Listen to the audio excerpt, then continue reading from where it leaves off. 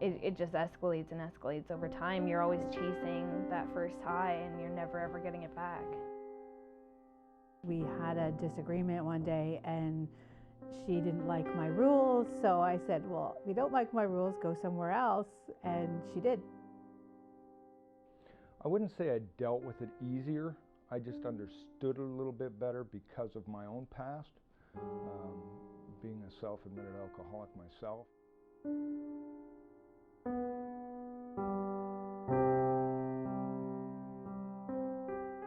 I started getting into drugs when I was 13. Got in with the wrong crowd. I started off using ecstasy, and we did that for probably a year straight. I moved out at that point when I was 13 and in with my best friend at the time and his mom. While I was living there, I finished all of grade 9, and the summer after grade 9 is when things started getting a little bit worse and I dropped out of high school. I was very upset that there was somebody who would just let a 13-year-old walk out of their parents' house and just walk into their house and take them in without even, having a discussion with the parents, and they just totally thought, oh, her parents must be horrible, so we're just going to take her in and let her live here with us and not discuss it with anyone. My friend's mom was using crack cocaine, and that's how I started using that as well. I wouldn't say I dealt with it easier. I just understood it a little bit better because of my own past. Being a self-admitted alcoholic myself, the addiction part of it I could understand. When I turned 16, I found out that I was pregnant. I got clean when I found out I was pregnant for a little while, and then I ended up getting back into it while I was pregnant, knowing the dangers and what it could possibly do to my child. By that point, we knew she was doing a lot of really hard drugs, and I was so worried about the baby, knowing darn well that we couldn't make any decisions for her, that she was going to have to make those decisions, but very concerned. The thing with drugs is that it's so overpowering over you that nothing else matters to you at that time. You just think, oh, I can do it once and she'll be fine, like it's not going to hurt her if I do it once, and then, oh, I'll do it one more time and like it'll be okay, and then it just escalates into more, and you're in a state of drugs, not a state of normal thinking, so it doesn't occur to you what you're doing to your body and how it can affect that child's life. So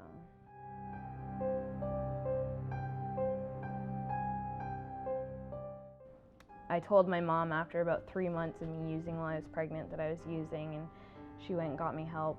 And we did then said she could come back to the house then when she was pregnant. We lived with my mom for about 3 months after Alexis was born, and then I moved out into my own apartment where I met some people down the hall who were doing drugs as well and ended up getting back into it.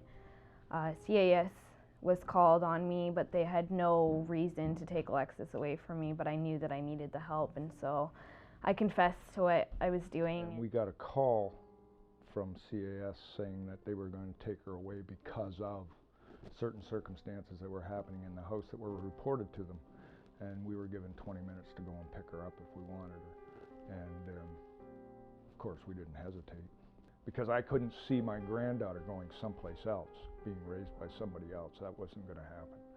So Karen and I decided that, yeah, we had to do what we had to do. You're just in this big circle and you just keep spinning. It's like, well, I'm stressed, but I'm stressed because I'm doing drugs, and well, I'm going to do drugs because I'm stressed about doing the drugs, and it's like, it makes no sense, but that is the vicious circle, and that's what makes it so hard to get out of. And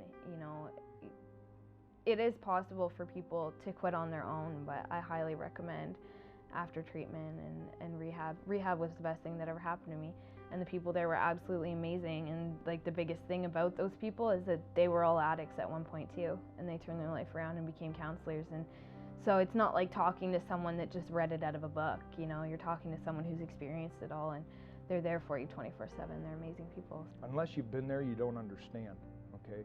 A lot of people think that a drunk is an alcoholic. Well, that's not true, because that guy can get up in the morning and he can go to work and he can function properly and he can do, what he's supposed to do in his normal life and pay his bills and But when you're an alcoholic, you don't have that choice, okay? It totally consumes your life. I couldn't hold a job, I couldn't, my bills didn't get paid because the only thing that was on my mind was the booze. I had to have the booze. And with drug addicts, it's the same thing.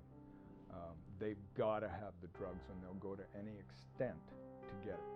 It doesn't matter who they hurt or what they do or what they have to do to get it.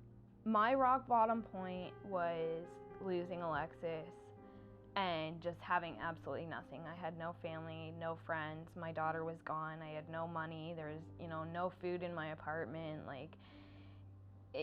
That's when I hit my rock bottom and realized, what the heck am I doing here? And, CAS walking into my house and, ripping my house apart trying to find drugs. And it was a terrible situation. So that was definitely my rock bottom.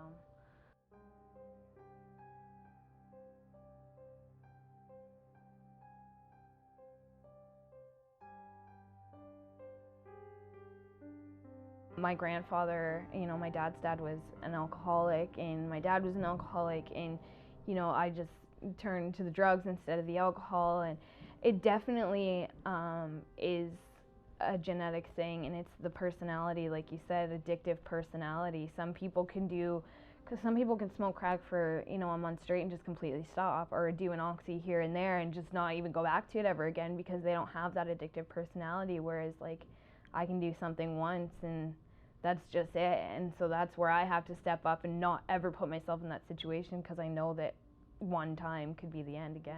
Yes, it can be born and bred into you, and some people agree that it doesn't. And it's, of course I worry about Alexi being the same as her mom, and because I never thought, because I was sober before Samantha was born, and yet look how she turned out.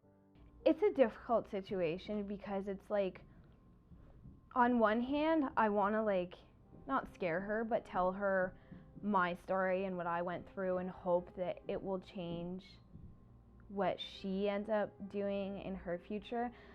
But on the other hand, it's I don't want her to be oh, well, mommy did it and she turned out fine, so I'm okay to try it. I know it's an addiction, and we know firsthand what addiction is like, so it's, and you worry, so you still watch, even though she's doing well.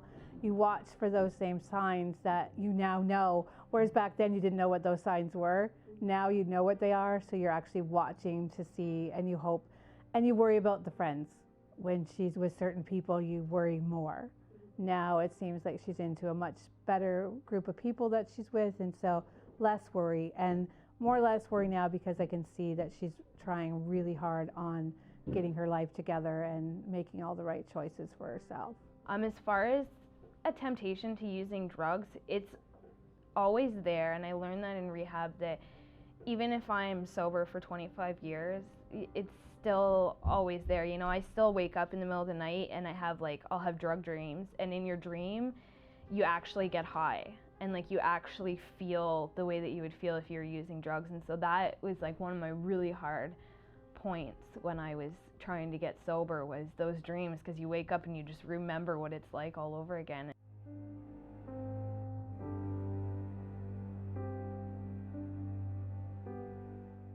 Right now I work a full-time job. I live in Waterloo with my boyfriend and Alexis. I support my family, and I've been clean for 3.5 years now. Well, I see such a big difference in Samantha now. She now thinks of Lexi before she does things. She, even this last job, she says, I need to have a job that it's Monday to Friday, 9 to 5, because I have to be able to be around for my daughter, not working at a restaurant that works till 1 in the morning and trying to find a babysitter at that.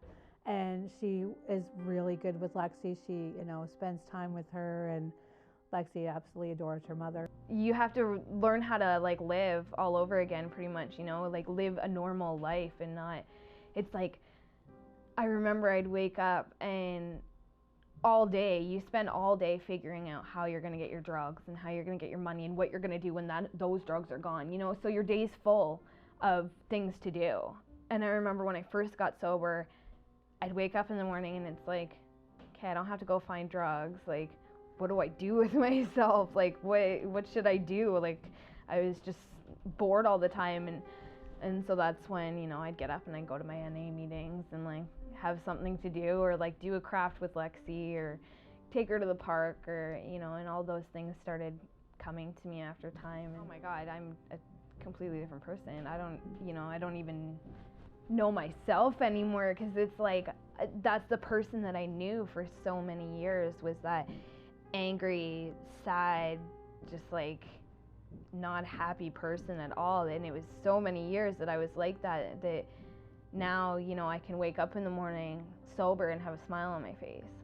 And it was never like that before. You know, I'd wake up in the morning with like the cold sweats and withdrawing and figuring out how I'm going to get money to go get, you know, that next fix. And now it's, you know, I can wake up to my daughter in the morning and get up and make breakfast with her and like do fun things without having to go and get that fix first. So it's insane, the difference of the person that I've become now. I noticed as time went on, the phone calls were getting a little more and more frequent, and she'd call me up and she'd go, "Oh Dad, I'm stoned again, what do I do?" Well, you come home and you get straight and, you know, we'll start over again. And I guess just being there for somebody is half the battle right there. Definitely get a counselor. Talk to because I talked to my friends and everybody said, you need a counselor, and I waited for such a long time.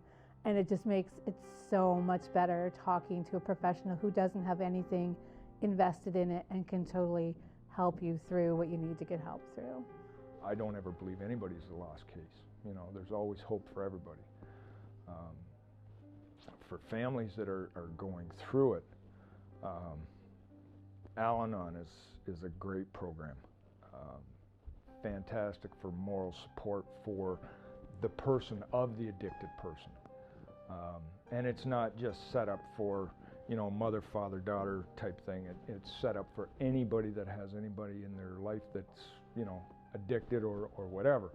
So, you know, if you had a friend that was like, you know, somebody you only seen once a year, but they had a really bad drinking problem and you felt it was affecting you, you're entitled to go to Al-Anon, and rightfully should, you know, because they can give you ideas of how to live with it, how to deal with it, you know, even though it comes up once a year, how it's affected you, because it does, it affects a lot of people. One alcoholic will affect over 1,000 people, you know. So if you seriously think about that, right now there's 7.5 million people sober in Alcoholics Anonymous, and each one of them have affected 1,000 people. There's 7.5 million people that have been affected by it. Even as it is, I know people who have gone through it, and it's so different for every single person. You have to decide when you've had enough.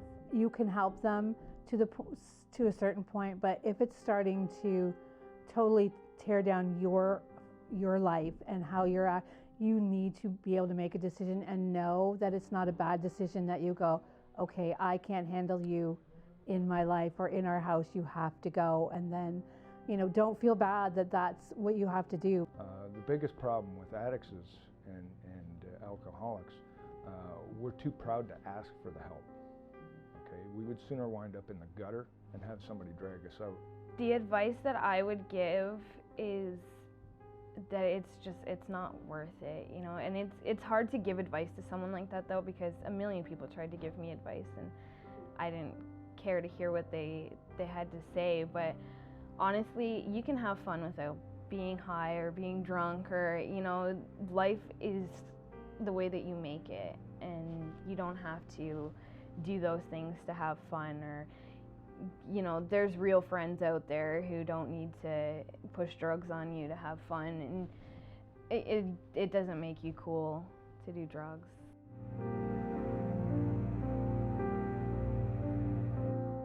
Hi, I'm Lexi.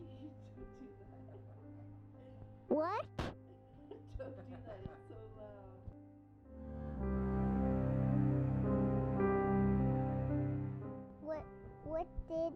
What should I talk about?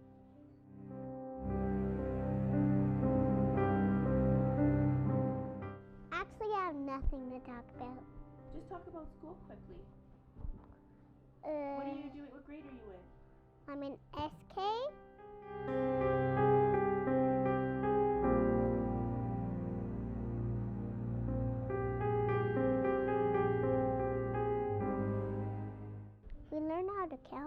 around. And we were learning how to read on playtime.